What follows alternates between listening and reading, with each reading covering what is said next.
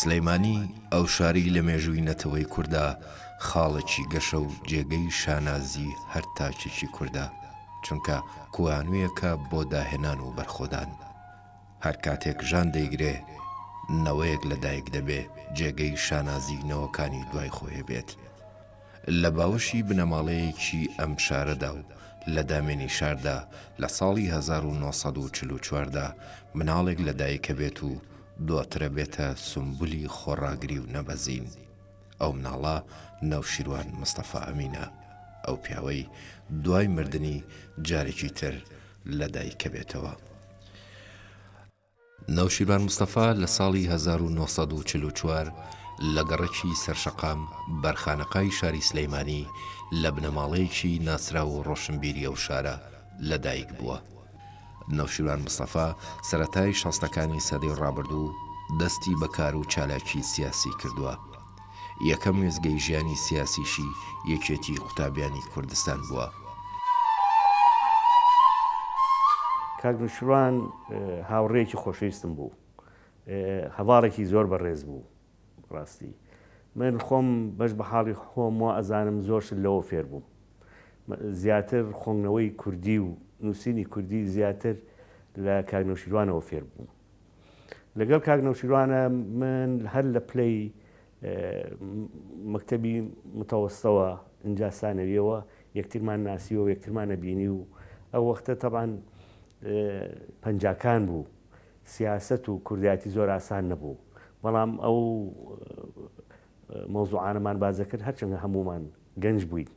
بەڵام شعوری کوردایەتیمان لەو فترێ و دەسی پێ کرد. جایەتیکردنی مەحسوبیەت و منسوبیەت و خزم خەزمێنە لە کەلتوری سیاسی نەوشیروان مستەفا شتێکی سروشتیە، شتێکی سروشتی کە پەیوەندی هەیە بە سروشتی نەوشیروان مستەفاوە. زۆر دوورە لە هەموو تەمسیلکردنی سیاسیەکانی تر کە ئەیبینی لە دنیا ڕەن بێ بیبینی لە سیاسیە کە خۆی وا دەرەخات دژ بە دیاردەیەکە، بەڵام کاک نەوشیروان بە درێژایی هەموو خەباتی ئەتوان بڵێم لەو ڕۆژەوەی کە چۆتە ناو سیاستەوە تاکو وەفاتی لە هەوڵێکی زۆر سەرسەختانە بووە،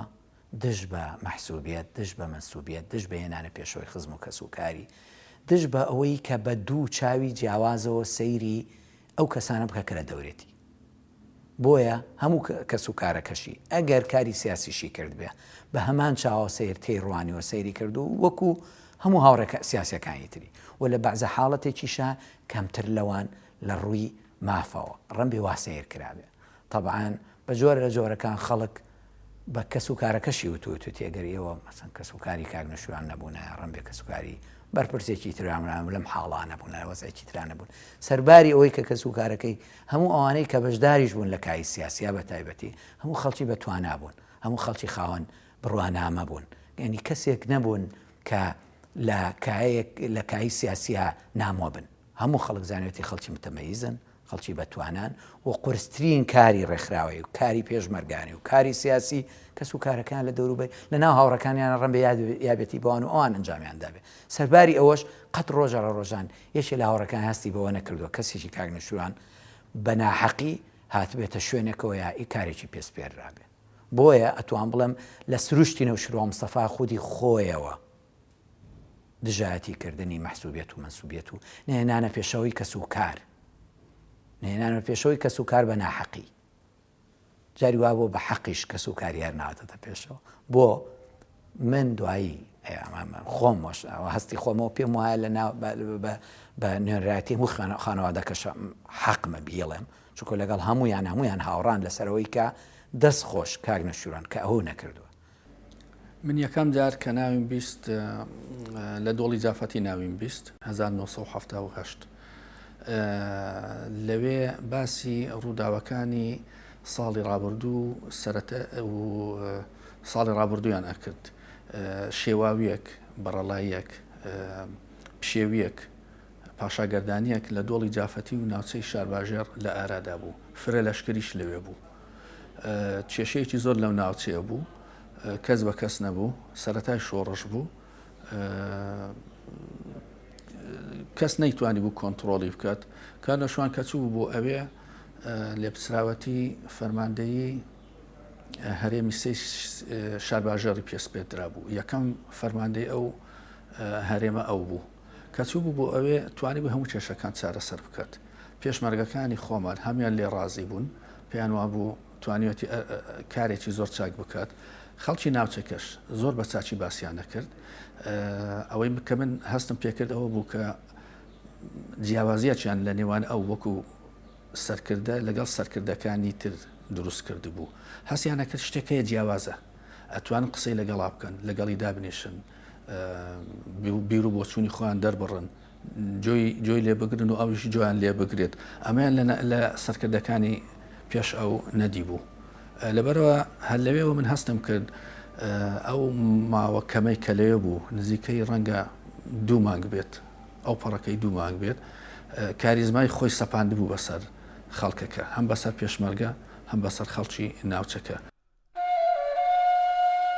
قوتابخانەی سەرەتایی و ناوەندی و دواناوەندی لە شاری سلێمانی تەواو کردووە. پاشان لە ساڵی 1967 کۆلێژی زانستە سیاسیەکانی لە زانکۆی بەغدا تەواو کردووە.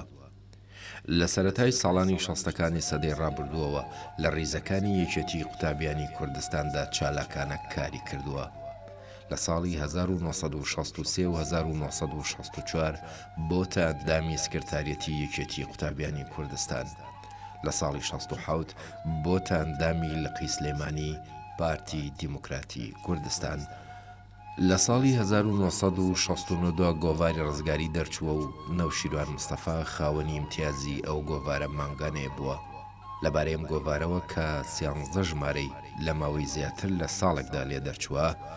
بە پێی وتەی هەندێ هاوڕێی نەوشیروان مستەفا و گۆڤارەکە بە گۆڤاری ماویەکان ناسرا بوو. نەوشیروان مستەفا پیاوێکی فرێڕەهەندە، ئەکرێ لە گۆشەی جیاجاوە لی بڕوانرێ و قسەی لەسەر بکرێت. وەک سیاسەتمەدار و بیرمەندێکی استراتیژیە، هاوکات ڕۆژنامەنووس و مێژوونووس و ڕۆشنبیرێکی جددی و ڕیفۆرمخوازێکی کۆمەڵایەتی و خوێندەوارێکی ڕەخنەگریشە. عەقلیە و عەقلێکی پرسیارکەر و بەگومان بووە لە هەموو مەسەلەکان. ئەو بەردەوام لە ناکۆچیا بۆ لەگەڵ هەلومەرجی باوە. کاری سەرەکی ئەو پیاوە سیاسەت بووە، بەڵام پێ بە پێی ئەویش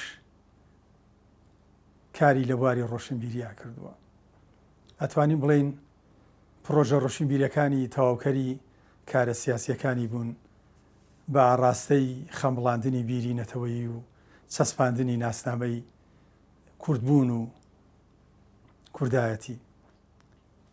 پرۆژە ڕۆشنبیریەکانی ئەو پیاوە پرۆژەی جددی بوون. هەمویان ئەتوانین بڵێین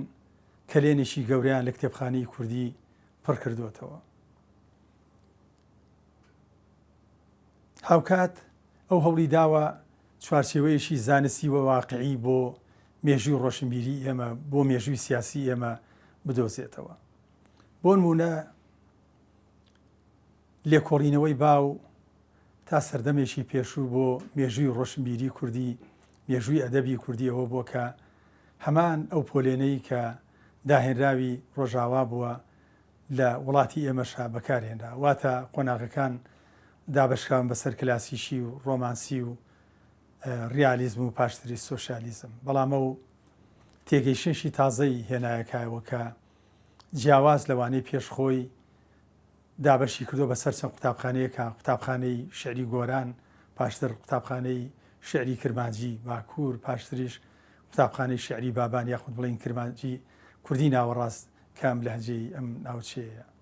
و هەوڵیشی داوە لە ڕگای لێکۆڕینەوەیشی وردەوە سیما دیارەکانی هەریەکێ لەم قوتابخانەیە دیاری بکە کە ئەتوانین بڵێن هەریەکەیان درێژکراوەی ئەوەی پێشخۆی بووە. ئێمە 69 من گەڕامەوە بۆی بچمە جامعی سلێمانی. ئەو فتەیە کە لە جامعی سلێمانی بووم، زیاتر ئەو برادرانەی ئێمە لەگەڵ خەتی مەکتەبی سیاسیا بوون لە ناو پارتی دیموکراتی کوردستانە. بۆ ئەوە ئێمە پیانەوتین گروپێکی تایبەتیمانە بوو، پیانەوتن گروپی ڕزگاری، ئەویش بە مەناوی ڕزگاریەوە گۆڤاری ڕزگاری کە دەرەچوو. لەمانە کاک نەوشیروان بوو کە ئەو سەرنووسەر بوو کاک شازادی ڕەحمەتی بوو کاک مەرحوم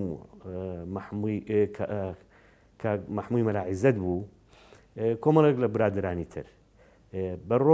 ڕۆژانە تەقریبەن یەکترمانە بینی بەعزی جار بە دوای چوونمان بۆ گۆڤاری ڕزگاری ئەیچوونە دەرەوە پێکەوە باسی سیاسەتمانە کرد قسەمانە کرد باسی سلەیمانیمانە کرد باسی وەزعەکانمانە کرد جا بەهۆی ئەوەیە کە گۆڤاری ڕزگاریمان دەرەکرد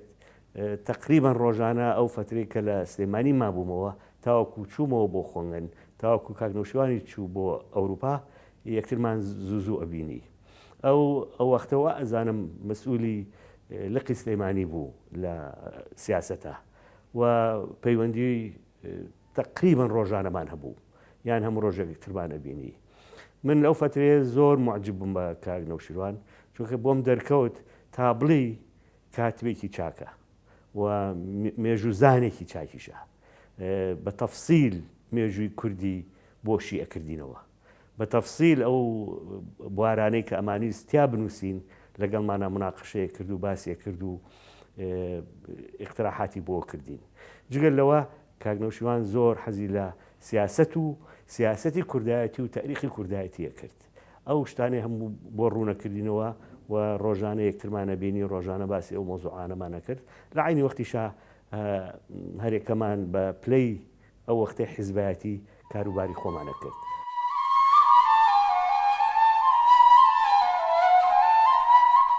ڕەفعەتی مەلاڵێ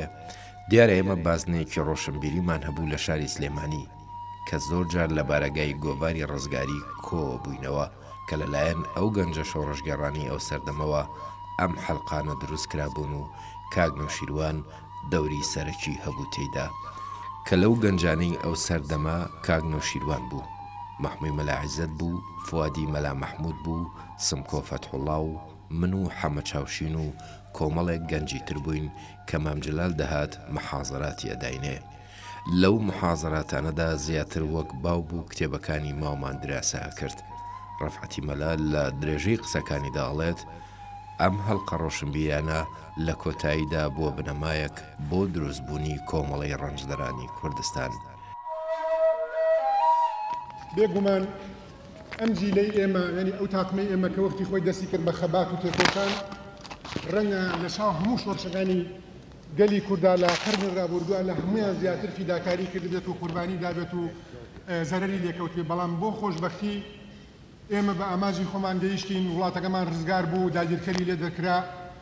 بۆ یەکەمین جار توانیمان ئیدارەیە دامەزرێنینەوە بۆ 10 ساڵەچێت کە پێم وایە ئیتر لە ئەزمون دەرچووە بۆ بە موەسسەسات و دام و دەستگاکانی دامەزراوە و بێجگە لە دەستەی دامەزرێنەر جێگەی شانازیە کە تێکۆشەرانی ناوەی وڵات ژمارەیەشی زۆریان لەوانەی کە شەهید بوون لەوانەی کە ئێستا زیمون و بە شەهیدی زیموو حسابن هەموو ئەوانە لەو سەروەدە گەورەی کە میلەتەکەمان بەدەستی هێناوە بەشدارن و هەمویان ئەوانە دەوری خۆیانیان هەبووە لەینە من ئومێدم وایە ئەم کۆنگرەیە ئەو ناکۆشی و کەم و کوڕیانەی کە لە فترەی ڕابردووە وەکو شتێکی ئاسایی لە ئەنجامی ئەوەی کە ئێمە کۆمەڵێک شۆڕژێر لە شاخەوە دابەزین بۆ ناو شار و لە ناو شارە کاروباری حکوومەتمان گرتە دەست لە وڵاتێکا کەوێران و کەلاوە بوو بێگومان کەم و کوڕی و نوقسانیە بێت من ئومێدم وایە لەم کۆنگرەیە هەموو هەوڵ بین بە گیانی برایانە بە گیانی دۆستانە بە گیانی هاوڕێیانە بە گیانی پێشکەستن هەوڵ بین کە ناوکێکەکانمان چارەسەر بکەین کێشەکان چارەسەر بکەین کەم و کوڕیەکان دەستنیشان بکەین و عیلاجی ڕێکوپێکی بۆ بدۆزینەوە من ئومێدم وایە کە لێرە بەدواوە لە دوای ئەم کۆنگرەیەوە یەکێتی بێتەوە بە ئەو یەکێتیەی کە دەستەگەریتیان نەبێ ئەخلاقی حیزبایەتی ڕێکوپێکی تیا بچەسپێت هەواڵەکان احترامی یەکتری بگرن ئەو سەرکردانەی کە هەڵیان بژێرن جێگەی ڕێزی خەڵک بن ئەوان ڕێز لە خەڵک بگرن ینی ئومێدم وایە کە سەرکردایەتیەک هەڵببژێرن درێژە بدا بە خەبات و تێکۆشانی یەکێتی نیشتیمانی کوردستان درێژە بدا بە ڕێبازی شەهیدەکانی ئەو سەرکردانە هەڵبژێرن کە دەست و دەم و داوێن پاک بن کە ڕۆشنبیر بن کە ئازابن لە ڕۆژانی تەنگانە بمێننەوە بەتەنگ یەکێتیەوە بێن بەتەنگ ڕێبازەکەیەوە بێن بەتەنگ پرۆگرام و پەیڕەوی ناوخۆیەوە بێن دەقا و دەق سەروەریەکی معنەوی گەورەیە سەروەریەکی معنەوەیە کە ئێستا هەمومان هەستی پێکەین ڕۆژی خۆمە لە ڕۆژی خۆیان ڕم بێ یەکێ پرتەبڵە یەکیشی کرد بێ و توێن حەقی ئەومە بەڵام لەبەرەوەی کە کەسی کاگنوشوان نامە پێشەوە نەیەنراومەتە پێشەوە کاگنوشوان ڕم بێ حەزی پێ نەکرد بێ بۆ زانیاری قەت کاگنوشوان ڕوبەڕوو نەیوتۆ تۆ نابێەوە بکەیت بەڵام قوتی کاریزمایی کاگنوشوان و گەاندنی پامەکەی بە شێوەیەکی تر بە شێوێکی ناڕاستەخوا هەمووی تێگەیشتووە کابێ وا هەڵسو کەوتکەی ئەگەر وا هەڵسو کەوت بکەی نەکەی ڕم بێ لەلایەن کاگنوشوانەوە مەقبول نەبیت. بۆیە بەڵام ئێستا ئەیبینین لە چاوی خەڵکەکەەوە لە ڕێزی خەڵکەکەەوە لە پەرۆشی خەڵکەکە و خەمخۆری خەڵکەکە بۆ هەموو خانەوادەکە و بۆ بە تایبەتی لە دوای وەفاتیەوە کە ئەی خوێنینەوە ئەیبینین ئەو وەختە ئەزانین تۆ ئێمە چ سەروەتێکی معنەوی کاگنوشوان بۆی بەجێشتین بۆ هەموو خانەوادەکە دیارە بۆ هاوڕەکانیشی بە هەمان شێوەیە بۆ ڕێبازەکانیشی هەمان شێوەیە بەڵام بۆ ئێمە زۆر ئێستا هەستی پێکەین و زۆر سوپاسگوزارین بۆی کە کاگنوشوان بە پاچی ئیشی کرد و بە پاچیش بەجێشتی. کەسێک کە بەڕەخنەوە ئەیڕوانیە مارکسیزم بە پێچەوانەی ئێمەی گەند کە بە پێچەوانەی ئەو سەیری مارکسیزمانە کرد وەکو ئایدۆلۆژیایەک سەر تاپای ڕاستە هیچ هەڵەیتیانە هیچ کەم و کوڕیتیانە ئەکرێت لە کوردستان و ئەکرێت لە ئەمریکا و ئەکرێت لە ئەوروپا و ئەکرێت لە چین و لە هەموو شوێنێک بەو شێوەی کە لە کتابەکانە هەیە جێبەجێ بکرێت ئێمە بەچوونی ئێمە وابوو پێمان وابوو مارکسیزم ئایدۆلۆژیەکی پیرۆزە و ئەبێت ئێمە هەمومان کارێک وا بکەن ئەم ئایدۆلۆژیا لە هەرێمی کوردستان لە کوردستان جێبەجێ بکرێت. ئەم ڕەنگە مڕعاتی ئەوەی کرد بێت کە بیر و بۆچوونی خۆی بەتەواوەتی بە ئێمە نەناسێنێت بۆی تووشی شۆکمان نەکات تێڕوانینی ئەو تێڕوانینێکی ڕەخنەگرانە بوو. مارکسیزم ئایدۆلۆژیەکە باشی تیای و خراپی تایە هەندێکی ممکنە جێبەجێ بکرێت و هەندێکی ممکنە جێبەجێ نەکرێت بە پێی وڵاتەکە ئەکرێت بگونجێنرێت لەگەڵ هەلومەرجی وڵاتەکە هەلومەرجی کۆمەڵایەتی ئاستی گەشەی ئەو وڵاتە ئەبێت لە بەرچاو بگیرێت لە مەسەلەی جێبەجێکردنی ئایدۆلۆژیادا. ئێمە ئەو کاتە ئەومان لە بەرچاو نەبوو ئێمە دەقێکمان هەبوو ئەو ئەم دەقەت جێبەجێ بکرێت لەبەرەوە ئەرچی سەرەکی ئەوە بوو کە تێمانگەیەنێت کە ئایدۆلۆژیا شتێکی باشە بەڵام نابێت بە وشک و برنجە جێبەجێ بکرێت ئەکرێت هەموار بکرێتەوە ئەکرێت بگونجێنرێت ئەکرێت بە شێوەیەک جێبەجێ بکرێت کە بتوانرێت گەشە بکات نەک بۆ شێوەی کە ئێمە خۆمان ئەمانویست ئەمەدەی من لێ تێگەیشتم ئەوە بوو کە تێڕوانینێکی ڕەخنەگرانەی هەیە بۆ مارکسیزم. لە خوێندنەوەی مێژووی ڕۆژنامەنووسی کوردیە داهێنراوێکی تازای هەیە کە دابەشی کردوون بەسەر چەند قوتابخانەیەکی جیاوازە و هەوڵی داوە سیما و خەسەتە دیارەکانی هەریشێ لەم قوتابخانانەش دیاری بکەوە جیان کاتەوە لە یەکتری لەوانە دابەشی کردوون بە سەر قوتابخانەی بدەرخانەکان پاشتر قوتابخانەی سلێمانی قوتابخانەی گەلاوێژ قوتابخانەی مکریان و زانیاری وردی لەسەر ئەم قۆناغە جیاجیانەی مێژوو ڕۆژنامەگەری کوردی نووسیوە و ئەو بۆ خۆشی بەڕاستی لە نووسینە بێژوینەکانی کە ڕەنگە بڵێ جیاکاتەوە لە نووسینی بێژوو نووسانی تری کوردەوەیە کە ڕۆژنامە و ڕۆژنامەگەری یەشێکە لە سەرچاو و کەرەسە گرنگەکانی نووسینی ئەو بەتابەتی ئەگەردی قەتبین لە کتێبی حکوومەتی کوردستان کورد لە گەمەی سۆڤێتیە بێشێ لە بابەتە گرنگەکانی ڕۆژنامەگەری ئەو زمانەیە لە کتێبی سەردەمی قەڵەم و مراجعاتە ئەبینین دیسان ڕۆژنامەگەری یەشێکە لە سەرچاو گرنگەکانی ئەم کتێبە مێژوویە. نەوشیروان مستەفا لەگەڵ کۆمەڵی ڕەنجدەراندا کە لە ساڵی 1972 بە تەواوی ئەعلانی دامەزراندنی دەکرێت بەوتەی هاوڕێکانی لەو ماوەی لە نەم ساژ بووە دانەبراوە و پەیوەندی هەبووە بەوتەی ڕەفعەتی مەلا دروستبوونی کۆمەڵی ڕەنجدەران پاژەوە دێت کە باڵی مەکتەبی سیاسی دەگەڕێتەوە نێو پارتی ئیترە و برادرانە بڕیاریاندا تەنزیمێکی مارکسی لینینی دروست بکەن ئەو بوو کۆمەڵیان دروست کرد. پاش گەڕانەوەی لە نەمسا و دەست پێکردنەوەی شۆڕشی چەکداری نەوشیروان مستەفا دەبێتە سکرتێری کۆمەڵی ڕەنجدەران کە وەک باڵێک لە ناو باڵەکانی یەکێتی نیشتیمانی کوردستان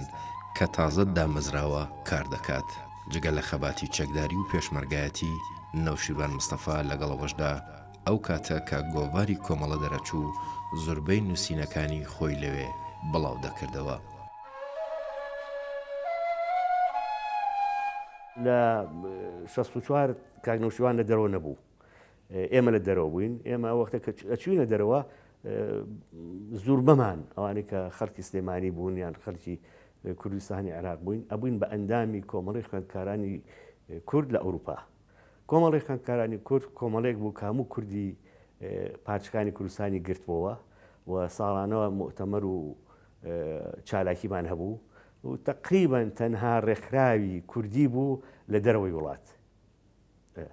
لەو فترەیە بەعزێ جار بەڕێزان وەکو جەنابی مامجلال برادرانی تری سەرکردایەتی ئەهاتن بۆ بەشداربوونیان لە کۆنگرەکانە ئێستاش لەبیرمە وەزانم ساڵی 1964 بوو کە بەڕێز مامجلال هات بۆ شاری میونیخ لەوێ تەشجیعی ئێمە یەکرد کەوا زیاتر ئیتیمان بین بە خۆنگن و خۆنگنەوە و سیاست و کوردایەتی بۆ نمونە یەکێک لەو کەسانەی کە باسی کرد کاگنەوشیروان بوو کە چۆن قەڵەمەکەی بەهێزە و بەقوتە و کە چۆن معجیبە بە نووسینەکانی کاگنەوشیروان لای هەندێک لە نەیارەکانی وا باس کراوە کە کەسێکی قسەڕق و خەڵک شکێنەرە کە مجاملەی نییە کە پێکەنین و خۆشی نییە ئەمە من بەڕاستی نازانم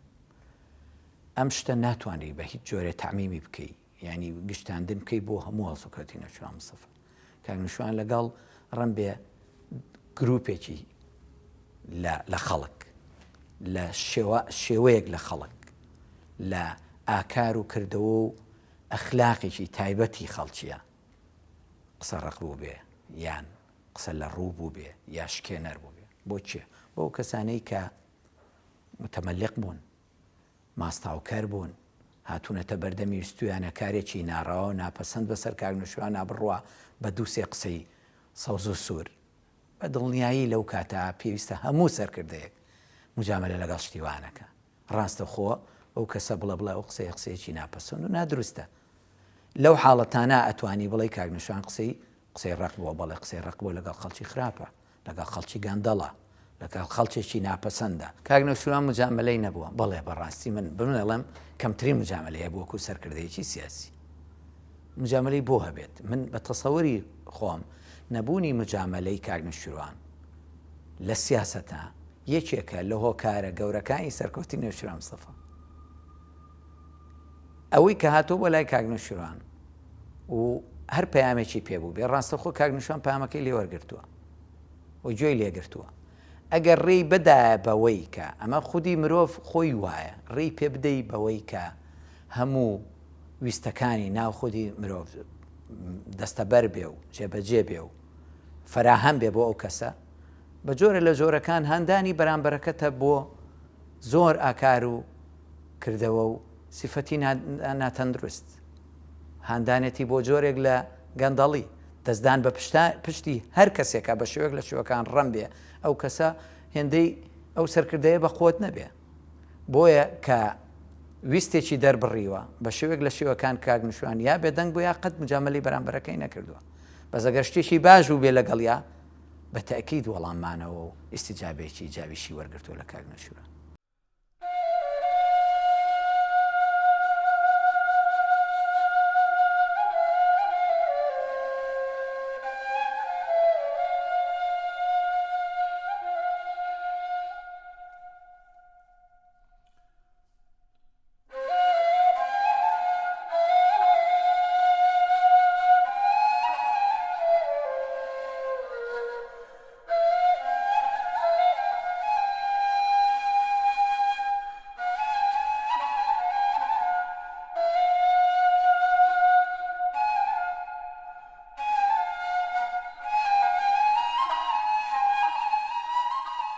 مامجلال لە کتێبی دیداری تەمەندا سەبارەت بە نەوشیروان مستەفاڵێ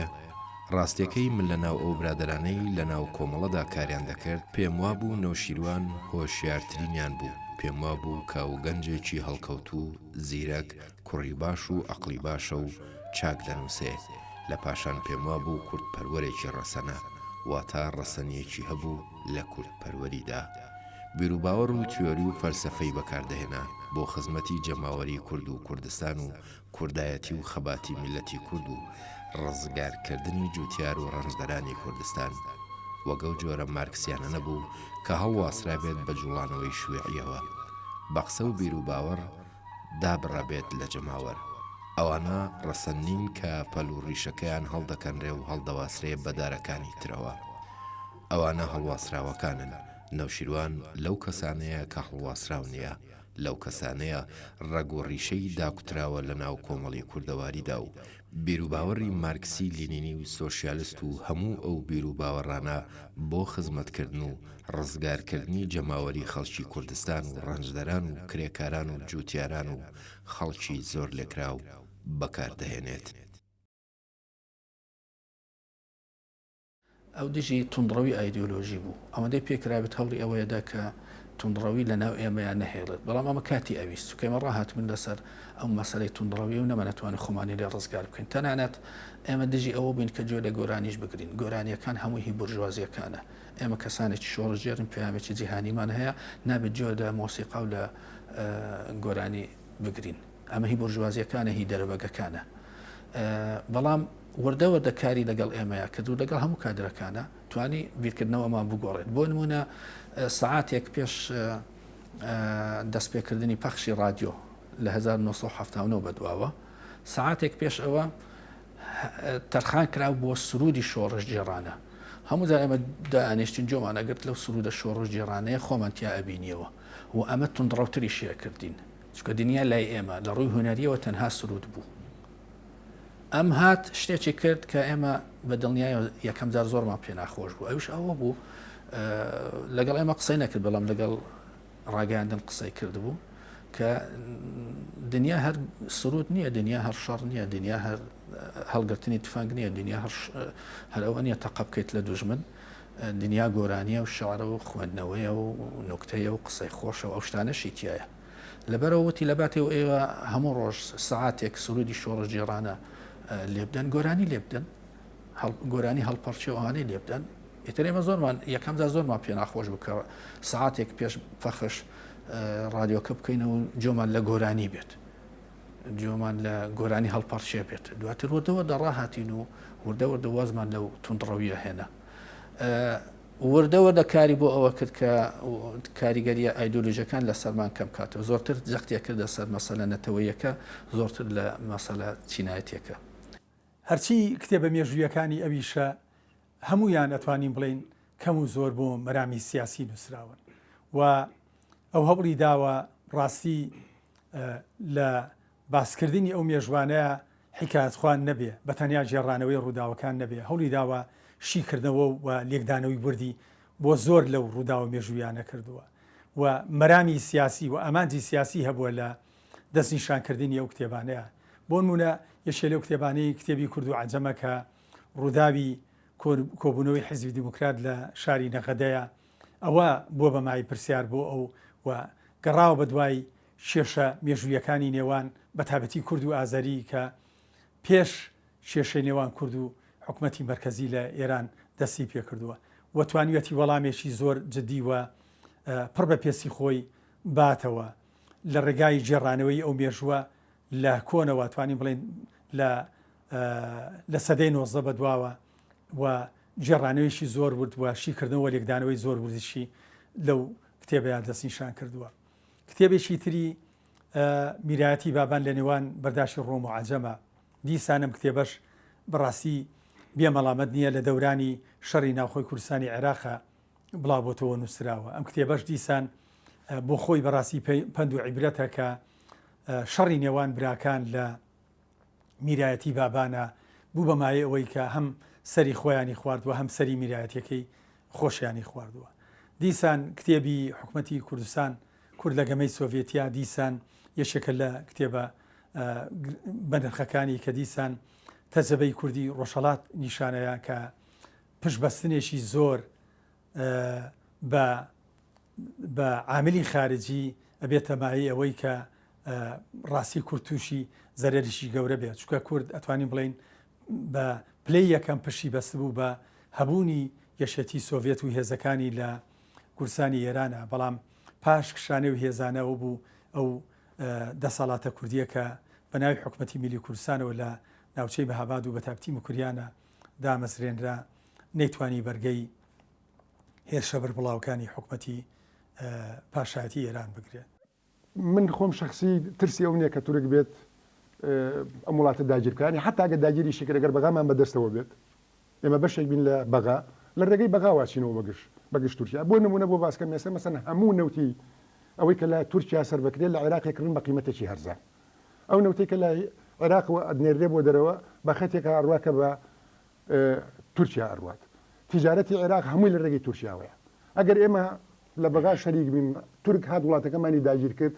حدودەکە داخین نەوتی لێبر نەوتی پێ نافرۆشین نەوتەکە لە باتەوەی لێەوە بنیارین لە ڕێگەی سووریا و لە ڕێگەی سعودی و لە ڕێگەی خلیجەوە بازاری بۆ دۆزینەوە بیفرۆشین لە باتەوەی تیجارەت لەگەڵ تورکیا بکەین ئەوەی کە ئێستا دایمە باسێکەکە لە زەری زۆرمان لێکە ئەو ساکە ڕێگەی تیجارەت داخین سووریا ئوردنەوە حدودەکەمان داخین پێڵم بەس من شەڕ لەگەڵ ناکەم بەڵام معاملە لەگەڵ ناکەم گەورەترین زەرر بە اقتصادی تورکەکە یعنی ئەمە لە باتەوەی بیر لەوە بکەینەوە جارێک کە بچین تفەنگ هەڵگرین ئێمە نە تەیارەمانێ و نە تانکمانێ و نە تۆپی قورسمانێ لەبەرەوە هەنیا هەڕەشە هەیە بێجەیەکە پێش هەموو شتێک ئەو پێوا بوو یەکەم هەنگاو ئەوەیە کە کۆمەڵە لە ماویزم ڕزگار بکات ئێمە لای ئێمە ماویزم ئەزمونێکی جیهانی بوو لای ئەو ماویزم ئەزمونێکی ناوچەیی بوو بە کەڵکی چین دێت ڕەنگە بە کەڵکی هەندی وڵاتی تریش بێت کە لە ئاستی چین بن لەبەرەوە گواستنەوەی ئەم ئەزمونە وەکو چۆن مارکسیزم لە بنەمادا ئەزمونێکی ئەوروپاییە گواستنەوەی ئەزمونەکە بۆ وڵاتێکی دواکەوتی وەکو کوردستان زۆر کێشەی تێکەوێت و ڕەنگە نەشتوانرێت جێبەجێ بکرێت بەڵام لە هەمان کاتە ماویزم بەرهەم و دەرهاوێشتەی هەلومەرجی چینە لەبەر ڕەنگە بەقەت ئەوەی کە پێویستە نەتوانین لە کوردستانیش جێبەجێ بکەین هەرچەند ئێمەش وەکو چین وڵاتێکی کشت و کاڵی بوون وڵاتێکی جوتیاری بوون کێشەکانی ئەوان زۆر نزیک بوو لە کێشەی ئێمە بەڵام دیسان ئەو پێیوا بوو مارکسیزم دوو بەشە مارکسیزم لە سەرچاوە ڕەسەنەکانەوە کە بزیت زۆرتر مارکس و ئەنگلس و لینین ئەگرێتەوە مارکسیزم لە سەرچاوە لۆکالەکانەوە کە ماو و ئەنوەر خۆجە و ستالین و ئەوانە ئەگرێتەوە یەکەم جار قۆناغی یەکەم ئەوە بوو لە لۆکالەکان ڕزگارمان بکات پاشان چوە سەر ئەوەی کە تێڕوانینێکی ڕەخنەگرانە لە لای ئێمەش دروست بکات بۆ شێوەی مارکسیزم بۆ نمونە ئێمە مارکسیزم و دیموکراسیمان تێکەڵچێشی یەکتری نەکرد ئەم هەردووچی لێک جیا کردەوە ئێمە ئەمە بۆ جۆرە سەیری مارکسیزمانە کرد کە مارکسیزم ئایدۆلۆژیایەکە مادام خێر و بەرەکەت و شادی و یەکسانی بۆ خەڵک دێنێت کەواتە مافی ئەوەی هەیە کە کار نەکات بۆ دیموکراسیش بۆ دیموکراتیزەکردنی کۆمەڵگا بەڵام ئەو ئێمەی تێگەیاند کە ناکرێت ئەم دوو مەسەلەی لێک جیا بکرێتەوە مرۆڤ خۆی لە بنەمادا حەزی لە ئازادیە ئێمە ئازادیەکەی لێ بسەنین تەنها نانی بدەینێ بە کەڵک نایەت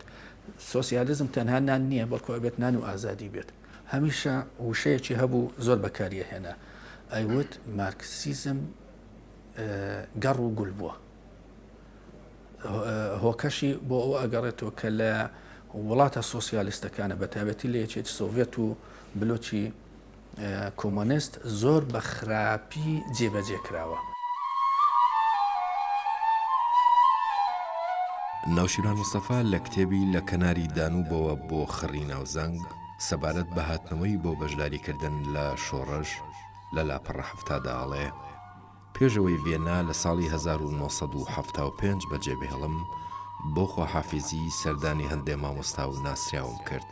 لەناو ئەوانەدا هێڵمەت کرامەر پرۆفیسۆر لە زانکۆی ڤێنا پێموت هاتووم بۆ خواحافیزی ئەگەڕێمەوە بۆ کوردستان وتی بۆچی ئەگەڕێیتەوە وتمە چین شۆڕش هەڵەگیرسێنینەوە سەیری بە قسەکانم هات دەستی برد بۆ لای لاجانی و پەنجەکانی بادا ئەمە نیشانەی تێکچوون و شێتی بوو وتم نا من تێک نەچووم بەڵام ئێمە سەر بە دوو جیهانی جیاوازین لە یەکتری ناگەین لای ئێوە ئازادی ئەوەندە زۆرە گەیشتۆتە ڕادەی داوەشین کەچی لای ئێمە هیچ جۆرە ئازادیەک نییە لایەوە پارەوەندە زۆرە گەیشتۆتە ڕادەی ئیفلاس بوون بەڵام لای ئێمە پارە نییە لای ئێوە پیشەسازی ئەوەندە زۆرە گەیشتۆتە ئاستی پیسبوونی ژینگە بەڵام لای ئێمە پیشەسازی نییە لەبەرەوە زەحمەتە لە من تێبگەیت ئیتر ڕۆشتم و خواحافیزم لێ کرد تا ئێستاش دڵنیانیم لەوەی بۆچوونەکەی ئەو ڕاست بوو کە منی بە گەوجەزانی یان کارەکەی من کە چووم بۆ دەستپێکردنەوەی شۆڕش.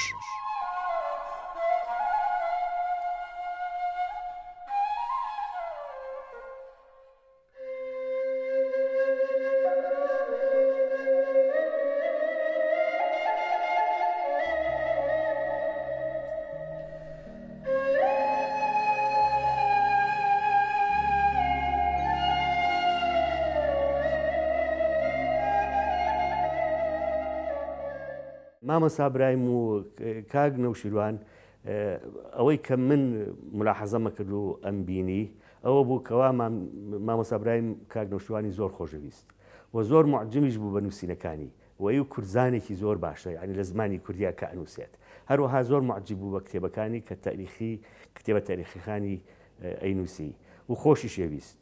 زۆر جار پێکەوە دانیشتن بە تایبەتی ئەو فترەی کە لە لەندەن بوو یەکتریان ئەبینی چ لە مناسەباتی کە لە دەرەوەی ماڵەکانەکرات یان چ لە ماڵەکانە یەکتریان ئەبینی و باسی ئەو کوردایەتی و تاریخی کورد و سیاسەتی کوردیانە کرد هەروەها کاک نەوشیروانی تا بڵیت معجب بوو بە مامۆستا برایم و معجب بوو بە نووسینی مامۆستا برایم بە فکری مامۆستا برایم بە بۆچوونی مامۆستا برایم یەکتریان خۆشەویست و وا ئەزانم احترامێکی زۆر بەهێزی گۆڕاوایان هەبوو ئەوە نەتەوایەتی ناسڕێتەوە کاکە ئەنی ئەزانی من زۆر بەداخەوەم کە فکری سیاسی کورد زۆر دواکەوتووە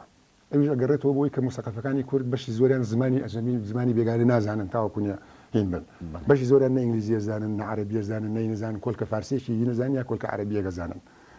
یعنی ئەو مەسەلەیە بە هیچ جۆرێکی قەومی ناسڕێتەوە ینی بێزگە لەوە زمان و قەومیەت دووشتی جیاوازن ئێستا ئەمریکایەکان بە زمانی ئینگلیزی قساکەن خۆیان بە ئینگلیز نازانن کەنەدا بە زمانی ئینگلیزی قساکە خۆی بە ئینگلیز نازانێت بەشێکی بە ئوسترالیا بە ئینگلیزی قساکە خۆی بە هین نازانێت فیلیپین بە ئینگلیزی شتە نووسن و خوێندنەوە خۆیان بە هین نازانن دەوڵەتانی ئەفریقی فرانکۆفۆن هەموو بە فەڕەنسی قساکەن و خۆشیان بە فەڕەنسی نازانن کە هین بێت بە معنایەکی تر من مەبەستم ئەوەیە تۆ ئەتوانی لە ناو داخلی عێراقا کورد بیت پارێزگاری هەموو خصوصیاتی قەومی کورد بکەیت ئەتوانی عەرەبی پارێزگاری هەموو خصوصیاتی قەومیەتی عەرەبی بکەیت متعاطفیش بی لەگەڵ حرەکی قەومی عەرەبی متعاطفیش بی لەگەڵ حرەکی قەومی کورد پشتیوانی لە براکانی خۆش بکەیت لە شوێنەکانی ترە بەڵام لە عینی وەختا تۆ یەک دەوڵەت هەیە چوارچێوەیەکی سیاسی کە تیا کۆبوویتەوە لەوای نەکەیت باشترین شت ئەوەی کە هین بێت فیدرالی دروست بێت من خۆم بەش بە حاڵی خۆم وەختی خۆی جنێوی زۆرم خواردووە چونکم ساڵی 86 کە لە دەرەوە بووم لە لۆمۆند لە مقابلەیەکیان لەگەڵا کردم باسی ئەومان کرد کە عێراق ببێ بە سێ بەشەوە بێ بە سێ ویلایەت یەکێکی شیعویەکی سونەوێکی کورد بۆ خۆشبەختی ئێستا سەرۆکبوش لە گفتوگۆکەی خۆیان باسی کردووە من خۆم لایەنگری ئەوە و ئەوە بە معنای ئەوە نییە تۆ ئەمە ئەسڕیتەوە نا بەعکسەوە ئەتوانین لە دەوڵەتێکی فیدرالیە کە نا لەسەر عەرەب و حساب بێنە لەسەر کورد حساب بێنە لەسەر ئیسلام حساب بێنە لەسەر مەسیح حساب بێت شیعەشی تیا بێ سونەشی تیا بێ کوردیشی تیا بێ هەر کەسێک خصوصیەتی خۆی پارێزێ تەسەورەکەم ئەمە یەکێکە لە سیفەتە باشەکانی نەوشیروان مستەفا تێگەیشتنێتی لایەنە سایکۆلۆژیەکانی مرۆڤ و چۆن ئەتوانی ئەو کادرانی لە دەوروبەرن ئەوانەی خێریان تایە لایەنە خێرەکانیان گەشە پێ بدەی لایەنە شەڕانی و شەیتانیەکانی خەفە پێ بکەیت و وردە وردە تیانانەیەڵی لە بەرامبەرەکان بۆی ئەوە سیفەتێکی پێم وایە زۆر ئیجابی نەوشیروان مستەفایە کە کەمترین مجاملەی لەگەڵ بەرامبەرەکەیان کردو کاک نەوشیروان جیاوازە لە با بڵێن هاوسەنگەرەکانیان لە ناو کووردا کەمن ئەوانەی کە خەسڵەت و بەهرەکانیان فرە ڕەهەندە کاک نەوشیروان لە یەک بوارە بە تەنها کەسێکی متەمەیز و ناوازە نەبوو لە کۆمەڵێ بواری جیاوازە و هەرەوە شەوای لێ کردووە کە کەسێکی زۆر وەکو کەسێکی ناوازە و خەسێکی زۆر سەرکەوتوو لە ناو کای سیاسی و لە کایەکانی تریشە سەرکەوت ئەمە یەک کە فرە ڕەهەندیە دووەمیان سەرکەوتنێتی لە زۆربەی ئەو ڕەهەندانی کایی بووە یعنی بۆ نمونە هەر یەکێ لەو کایانە بیگری کەسێکی زۆر تایبەتە یان کەسێکی یەکێکە لە کەسە تایبەتەکانی کە سەرکەوتۆ لەو بوارە لە بواری زمانە لە بواری فەرهەنگە لە بواری ئەدەبە لە بواری ڕۆژنامەگەریە لە بواری ڕێکخراوەیە لە بواری پێشمەرگانە لە بواری حەز و ئارەزووی بۆ ڕۆژانەی بۆ دار و درەخت و بۆ شاخ و داخ و بۆ هەموو ئەم شتانە ینی بە شێوەیەک لە شێوەکان ئەتوانی بڵێ کەسێکی فرە ڕەهەند سەرکەوتوش لە زۆر لەو ڕەهەندانە ئەتوانی بڵێن کە نۆشیروان بۆ خۆی خوێندنگەیەکی تایبەتی هەیە هەم لە ڕفتارە هەم لە بیرکردنەوەیە پێش هەموو شتێک ئەو کەسێکی بێفیز بوو خەڵکی ئاسایی خۆمان هاوڵاتیان زۆر کەیفیان بە لێپسراوی بێفیز دێت خۆی دیانە ئەکردەوە لە خەڵکی تر لەگەڵ پێشمەرگەکان نانی ئەخوارد تەنانەت من ئێستاش بیرمە پێشمەرگەیەکمان لابوو کە خواردنیاندا ئەنا کاگنۆش ئەوایە دوو دانیشین کاگنوشوان و پێشمەرگەیەک ئەوایە دابنیشێت زۆربەی زۆری پێشمەرگەکان حەزیان نەئەکرد لەگەڵ ئەو نان بخۆن هۆکەشی ئەوەیە ئایانوت شەرمەکەین دابنیشین لە بەردەمیە و لێ قاپە ئەو من بە کەوچێک لەو برنجە بخۆم و ئەوش بە کەوچێکی خۆی لە برنجەکە بخوات ئەو شەرمەکەم لەبەرەوە ئەوەندە پێیان کرابوو هەوڵیانەدا دووەکەی خۆیان ڕێک بخەن بۆ ئەوی لەگەڵ ئەو دادەنیشن بەڵام لەگەڵەوەشە یان ئەگەر کامێرە هەبوایە و وێنەی بگیرایە هەر وەکو پێشمەرگەکانی تردا ئەنیشت لە جلوبەرجی شاهی شتێکی جیاوازی نەبوو خواردنی تایبەتی نەبوو ئەوەی کە پێشمەرگەکان یان خوارد هەر ئەوەی ئەخوارد ئەم بێفیزیە کاریزمایەکی زۆر گەورەی بۆ دروست کرد جگە لەوەی کە ئەم بێفیزیە پاڵپشت بوو بە ڕۆشنبیریەکی فراوان بە زانستێکی گەورە و بە دڵنیایەوە لە پێشمەرگایەتیشا دەرکەوت کە ئەو جگە لەوەی کە سەرکردەیەکی سیاسی گەورەیە نەخشەدانەرێکی زۆر سەرکەوتوشە و لە هەموو ئەو شەڕانێک کە ئەو سەرکردایەتی کردووە لە هەمویان سەرکەوتوو بووە مەریوانی وریاقانە سەبارەت بە نەوشیروان مستەفاڵێت یەکەم جارە لە مێژووی دوای ڕاپەڕین سەرکردەیەکی لەو قەبارەیە دوای مردنی خۆی وێنەیەک بەجێنایەڵێت کە خەڵکی کوردستان بە مردنەکەی شاد و خۆشحاڵ بن و هەز بەوە بکەن لە دێوەزمەیەکی سیاسی و کەسایەتێکی ناشرین ڕزگاریان بوو بێت ئەوەی نەوشیروان مستەفا بەجێ هێشتووە سەرمایەکی ڕەمزی گەورەیە کە پرەنسیپە ئەخلاقیەکانی ناو ئەو سەرمایە تا ڕۆژگارێکی درێژ تەحەدای سیاسی و ئەخلاقی گەورە بۆ بڕێکی زۆر لە سیاسەتمەدارانی کورد دروست دەکات.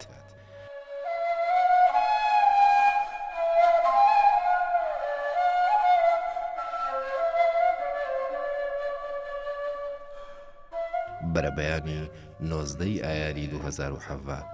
نەوشیروان مستەفا لە شاری سلەیمانی کۆچی دوایی کرد.